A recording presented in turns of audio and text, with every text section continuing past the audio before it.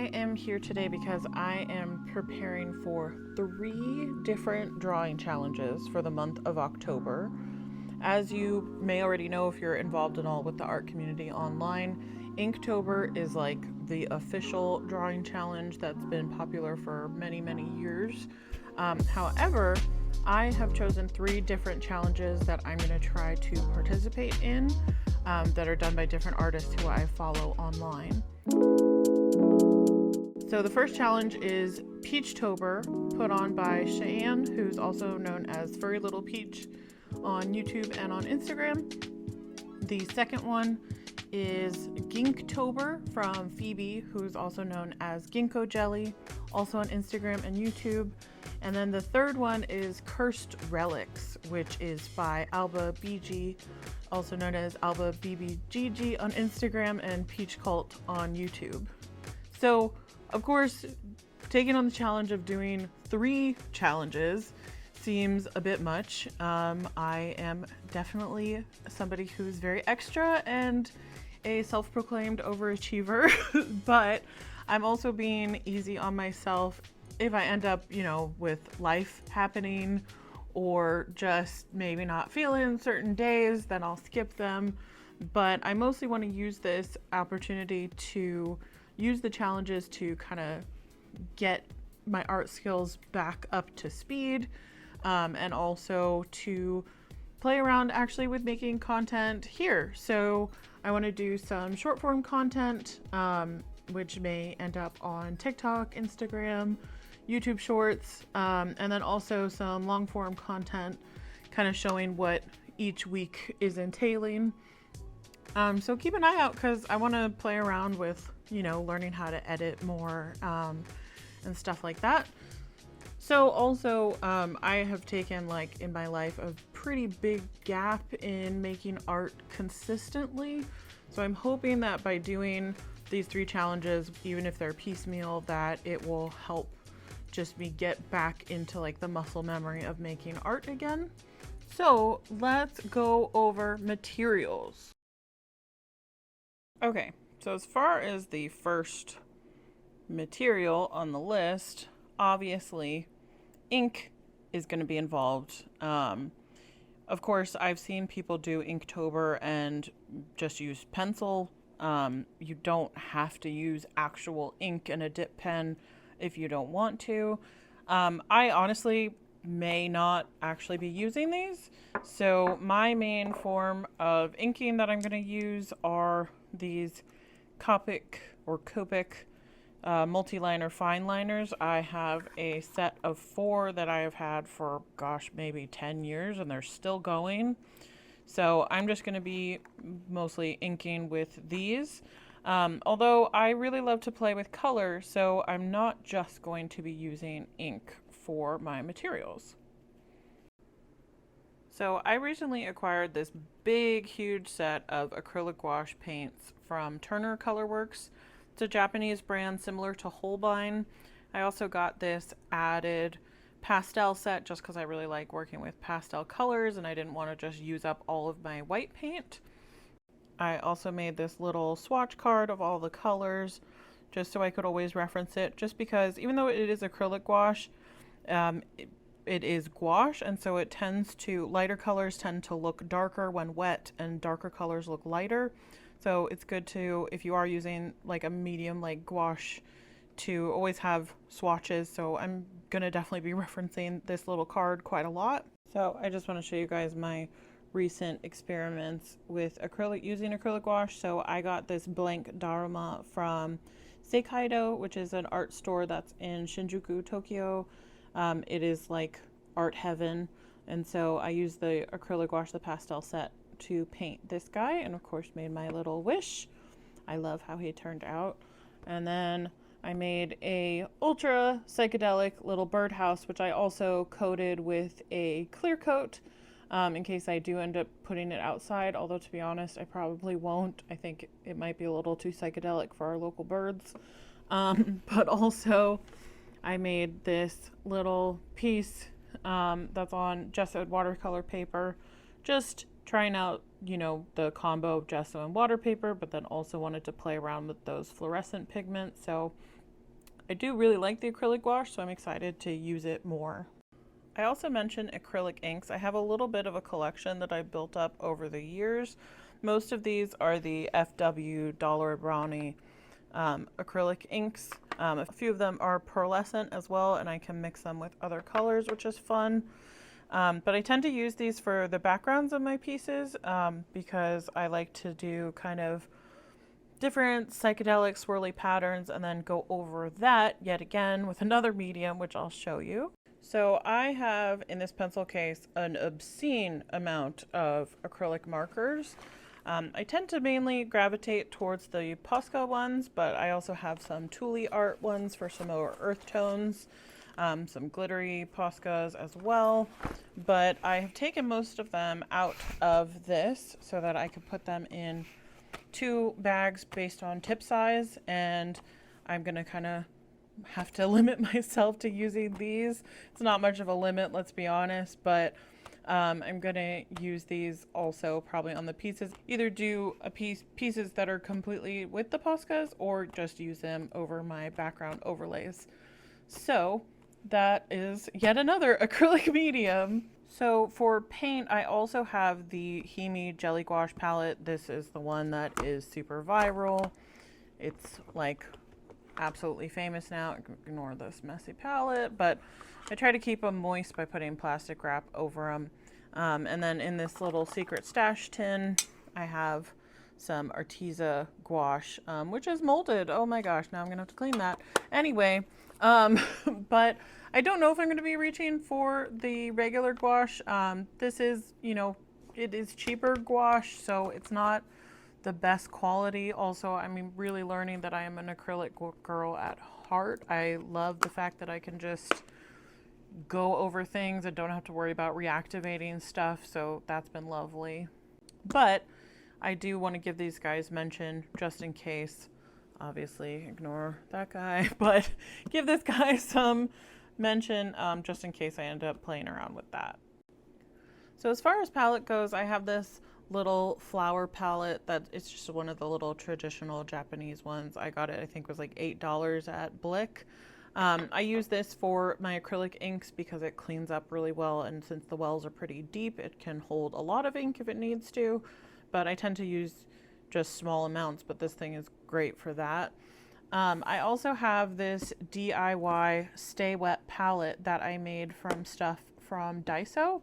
So I'll make a separate video actually showing how I made this guy, but I really love it. It is keeping the Turner pastels currently moistened for, these have been in here for over a week. I'm not getting any mold. Of course, it's not as high quality as the Red Grass Games palettes that are taking the art world by storm. Someday I hope to afford one of them. They look amazing, but for now, DIY or die. As far as brushes go, I have quite a lot. I keep mine in these different furikake jars, just kind of sorted by tip shape, just so I can keep them somewhat organized. But I will probably pull out a few of my favorites. In fact, that is what I have done right here. I've gathered some of my favorites. I definitely tend to gravitate towards these teeny tiny brushes. Like this is a Liquitex Basics one that has a flat tip. I tend to go for these because, especially for a challenge like this, I'm going to try to keep all my pieces the same size, probably 5 inches by 5 inches. So if I'm working really small, I don't need like all my bigger brushes necessarily, except for color washes. So these are my little go-to teeny tiny guys. And of course I have some of my water containers. This is an old candle jar that I just really love because the lip lends really well to wiping my brush off on the edge so I don't get too much water. I have this old sauce jar. I just like the funky shape. I tend to keep just mainly clean water in this so I can mop up any mistakes if I have to, or if I just want to be adding pure water to a color, then I keep that for that. And then I have a little junky sponge that came with a set of art brushes I got like years ago that I put in this flat little jar so that I can dab my brush off if I have a little bit too much water. And then I have, of course, old rags. This is an old dish towel from IKEA That was probably 70 cents to start with. And then I have just a ripped up piece of old towel. Use that, of course, for dabbing paint off. I will occasionally use paper towel if I absolutely have to, especially for like erasing areas of gouache or paint that I make a mistake with.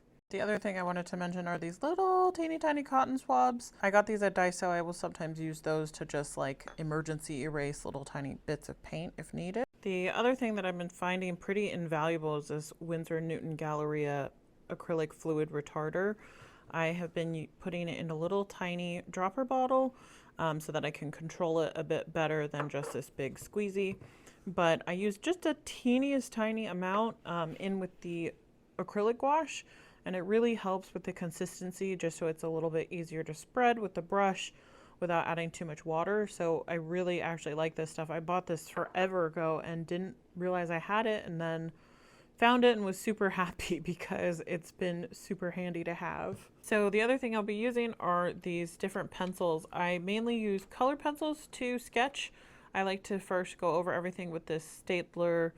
It's like a non-photo blue colored pencil. It's very, very light, and so then I will then make sometimes a more defined sketch with the Prismacolor Color Erase pencil. Tend to go for scarlet red. I think I also have some carmine red. And then I will also sometimes, if needed, I have also a blue that's just a little bit stronger. I do have some of these, like I have a Cretacolor monolith. These are like solid graphite, but I don't use these as often. I tend to do just red and blue sketching. So I'll definitely use those. And then I, of course, need erasers, and I have many. So I tend to go for plastic erasers or like a dust-free eraser, but then I, of course, will have a kneaded eraser if I need to get little teeny tiny details, because I do tend to work pretty small. I also have this plastic eraser from Daiso, which is scented, although it doesn't really smell anymore because I got it maybe 6 years ago, but it's still going strong. And then I have this little Z-Keshi from Katsuwa, which is like it's an eraser that also has iron filings in it, so you can erase, and then there's a little magnet in the bottom, and then the little kitty will dump the shavings if you undo the paper. It's kind of amazing. I love it. And then another Daiso find, this little buzzy eraser guy. I have had this for so long and have only started recently using it, and wow, my world has changed. I don't know why it took me so long to use it, but I love this, so I'm going to use this probably more than any of the other erasers. Then, of course, I need to use my sketchbook to sketch. Of course, any paper will do, but I do like to keep everything together in one sketchbook. I painted on the cover of this one just to give it some visual interest because it was really boring before. This is, I think it's the like cachette? Yeah, cachette from Dollar and Ronnie. Really hard to see there. It's all covered in paint. But this is my daily driver sketchbook, and so I'll just continue using this guy for all of my sketches if I sketch out any of my ideas for the prompts. I also do have an iPad mini and an Apple Pencil. Of course, you definitely don't need these, but sometimes I do like to use Procreate to sketch. So there's that, guys.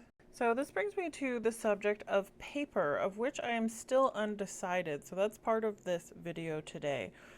So I have a pad of recycled Bristol paper, also an XL Canson, same brand of watercolor paper, and I have a bunch of this coated cardstock, which I mainly use for Posca pen pictures, just because it works really well with the Posca pens. However, I'm not sure, since I want to use 3 mediums, what will work best. So I have created, just for fun, created a little series here of yokai demon girls, just on little 4x4 squares. I have 2 that are Bristol, 2 that are watercolor paper, and 2 that are coated cardstock. I will show the inking process of the last one. I didn't want to show all of them because then this video would be hours and hours long. But what I'm going to do is coat half of them in gesso, let it dry overnight. Then I will paint and complete these pieces. Hopefully they won't take too long because they're quite small. And then I will get back to you guys when I'm done and tell you who is the winner. So let's finish these pieces.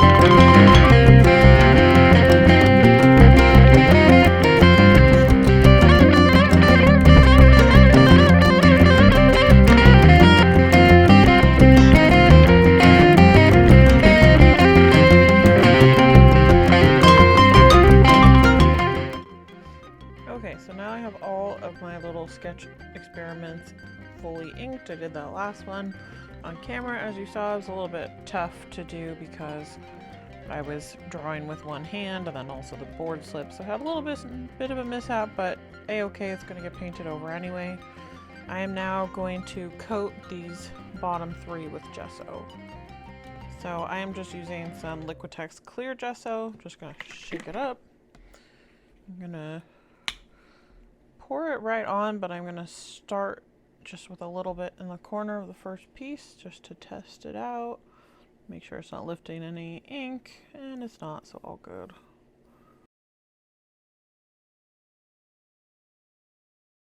Since this is clear gesso, it's a little bit more grainy than white gesso, but it should help the paint stick. Basically looks the same.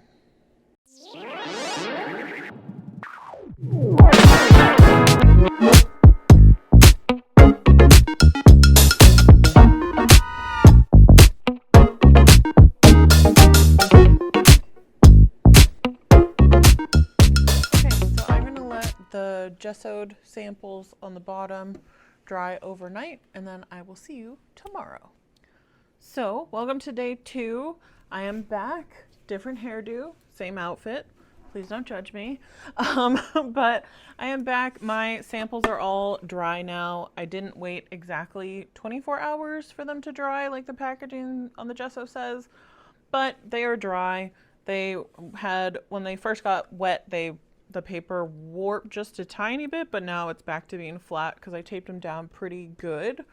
So I am going to paint these up with my 3 different paint mediums that I plan on using. So again, that's acrylic gouache, acrylic ink, and then acrylic marker over the top of that. To give you an idea of what I mean, I'll show you this piece. This is just a piece I did a couple of months ago. In this case, this one is Posca for the subject, and then it's acrylic ink for this kind of psychedelic-y swirly background, and then Posca over the top. However, now that I'm really digging the acrylic gouache, I'm going to use acrylic gouache for the subject, acrylic ink, and then Posca acrylic marker over that. I may have said this before, but I'm testing the paper to see which can hold up the best with all three mediums, especially because the acrylic ink, depending on how heavy I use it, can make the paper very wet, and therefore not all paper likes that. So I'm gonna paint these up. We'll do a little painting montage, and then I will choose the winner. And whichever then paper is the winner, then I will have a lot of cutting to do to get those all ready to have 2 sets of 31 at least for the 2 drawing challenges, Peachtober and Ginktober, and then probably larger format ones for Cursed Relics if I end up combining all the prompts for those. So let's get painting, and then I will tell you who is the winner. So before I get started with the paper experiment, I want to, of course, mention another category of materials that may get overlooked, but it's just everyday kind of comfort items, but also survival items. So Leah Lexon always mentions to stay hydrated in her videos, which I love. So I've got my favorite water bottle with all my Hawaiian stickers on it. This goes with me everywhere. I use it every single day. So don't forget to stay hydrated if you are doing these challenges too. I also have my 3 favorite lip balms. One is from Turkey, one is from Japan, and one is from the US, which I think is fitting, but I always keep them on my art desk and use them all the time because my lips are always getting chapped. And then I've got just a little bit of botan ame to have every so often when I need something sweet or chewy to have. Sometimes it helps me when I'm making art just to have something to snack on. And then I made this in Procreate. It's going to be my mantra for doing these challenges, is to remember that making art should be fun. Of course, you can always make art for other reasons, but right now I'm doing these challenges to have fun with it. So I made this so I can keep this on my desktop background. I might even print it out to put it on my desk, but I just want to remember always that the whole point of doing these challenges is to have fun. I tend to be somebody who gets a little too in my head and like obsessed about being a perfectionist and an overachiever. So these are words that I always should actually have nearby. Honestly, maybe I'll make stickers someday with this design. So, but anyway, so just remember, comfort things. If you live in a cold place, maybe that's a fuzzy blanket. Maybe you want to have some special tea that you have just for when you're making art. Whatever it is, these are just the ones that I use, but think of some different, comfort things that will help encourage you to stay cozy and stay definitely hydrated while you're doing these different challenges if you choose to do them yourself too. The other thing I want to mention are my headphones. These are Sony noise canceling headphones. I use these a lot at home too, even though I'm usually by myself at home, but these are great for just helping me kind of like zone into art making mode, because if I'm listening to music or a podcast, just since they block out all other external noise, it helps me focus. Also, if I end up going somewhere in public while I'm working on these prompts, then I can sometimes just put the noise canceling on with no sound in them, and it helps just block out what's around me. The other thing I want to mention is one of these little paper mache skull guys. I have a few of these that I've collected from that I bought at Michael's years ago, but I have different ones that I try to paint a different one every Halloween time. So this is something I can throw on any leftover paint on him. I can do some fun designs, but it's kind of like a nice, somewhat mindless art activity. Sometimes it's nice just to paint little swirls and designs and just get your kind of brush hand working to warm up. So having something that's just kind of like an easy, low stakes activity is nice to have. Of course, with me trying to do 3 drawing challenges, I have a lot on my plate already, but I just don't want you to forget, if you're really into Halloween like I am, maybe have a fun little low stakes activity that you can do if you want to. It's supposed to be fun. Just always remember to have fun.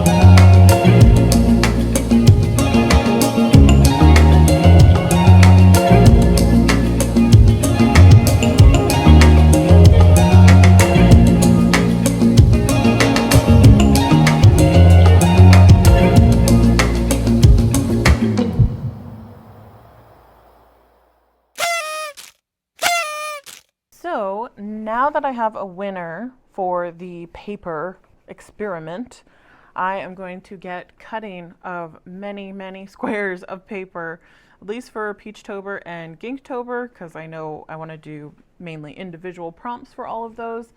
However, for Cursed Relics, I may work a little bit larger and more detailed and combine all 3 prompts and just work on 1 piece per week. We shall see. I'd like to sometimes work on like a more detailed piece that takes a little bit longer, just to always have something like that I'm working on in the background. But I'm not sure yet, so we'll see. But I really want to know what you guys are planning on doing. Are you planning on doing any of these drawing challenges? Are there different October drawing challenges that you're doing? I really want to hear about them, so please leave me a comment. Let me know if there's anything that you are planning on working on. Also, let me know what your socials are, because I'd love to find you and follow along with your journey too, since we're all doing this together. I heard that somebody is doing for Peachtober, they're taking the prompts and writing short stories, which just sounds super cute. That's such a great idea. Somebody also commented on the last video that Cheyenne put out about Peachtober, saying that they're gonna do like resin art for the different prompts, which is also super cool.